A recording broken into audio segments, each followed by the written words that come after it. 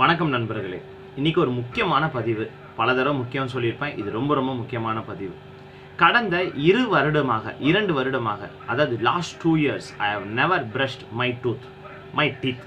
கடந்த 2 வருடங்களாக நான் என் பல்லை வளர்க்கவில்லை அப்படின்னா நம்ம சாதாரணமாக சொல்லக்கூடிய இந்த மாதிரி டூத் ப்ரஷ்ஷில் இந்த மாதிரி பேஸ்ட்டு இதெல்லாம் வச்சு நான் வளர்க்கவே இல்லை.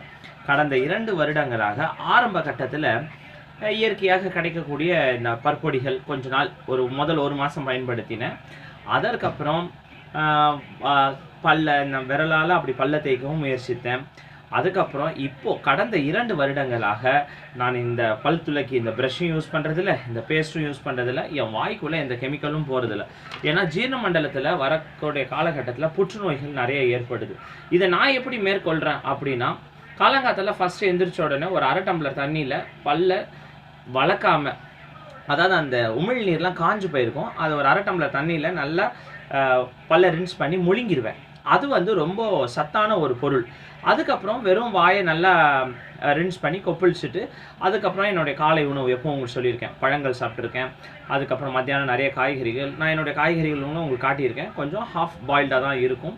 மாலை வேலையில் தேவைப்பட்டதுன்னா சிம்பிள் டிஃபன், அது பெரும்பாலும் கஞ்சியாக இருக்கலாம், இல்லது 1 meal a day அப்படின்னும் போது நிறைய டைம் ஃப்ரூட்ஸ். அந்த ஃபாஸ்டிங் பண்ணும்போது மட்டும்தான் கொஞ்சம் கஷ்டமாக இருக்கும். மற்ற நாட்கள் என் பல்லை பார்க்கணுன்னு அப்படின்னு நினைக்கிறவங்க பார்க்கலாம்.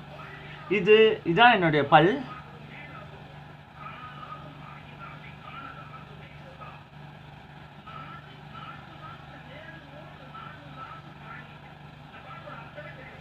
என் பல்லில் முன்னாடியாவது பல் கூச்சம் இருக்கும், பல் சொத்தைகள் இருக்கும். இதை நான் கடைப்பிடிக்க ஆரம்பித்த பிறகு எனக்கு பல் கூச்சமும் இல்லை, பல் சொத்தையும் இல்லை, நான் பல் மருத்துவர்கிட்ட போவதும் இல்லை. ஆரம்ப சில காலகட்டத்தில் இந்த மாதிரி ஒரு செயற்கை பல் போட்டேன். அப்போ தான் நான் இந்த ப்ரஷ்ஷெல்லாம் யூஸ் பண்ணிகிட்டு இருந்தேன்.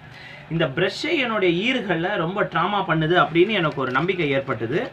அதுக்கப்புறம் இப்போ நான் இந்த 2ஐயும் தூக்கி போட்டாச்சு. இப்போ சில பல் கேள்விகள். துர்நாற்றம் வீசுமா? துர்நாற்றம் வீசுவதே இல்லை.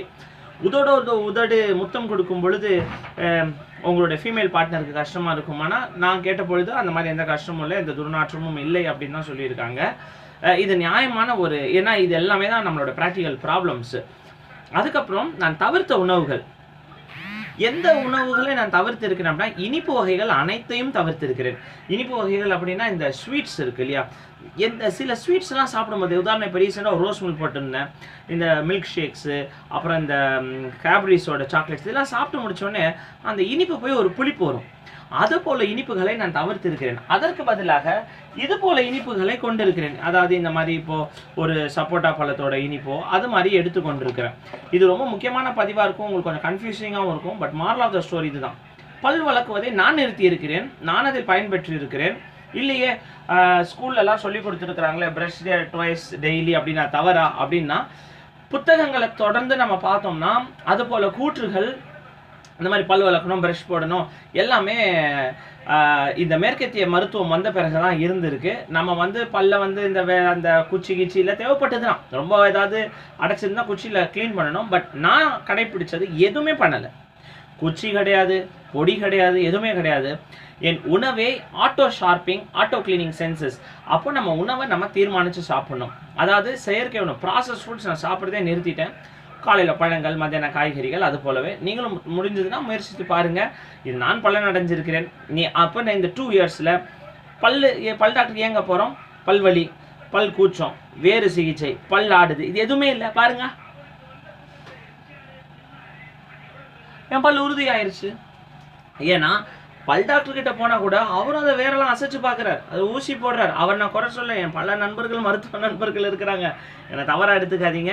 இது என்னுடைய ஆழமான சிந்தனைக்கு வழிவிடவும். கண்டிப்பாக நல்லது இருந்ததுன்னா பகிருங்க, நல்லது இருந்தால் முயற்சிங்க. அப்படி இல்லை தவறுகள் இருக்குது அப்படின்னா நீங்கள் தயவுசெய்து உங்களுடைய கருத்துக்களை நீங்கள் தெரிவிக்கலாம். மற்றும் ஒரு முக்கிய பதிவில் சந்திப்போம். நன்றி, வணக்கம்.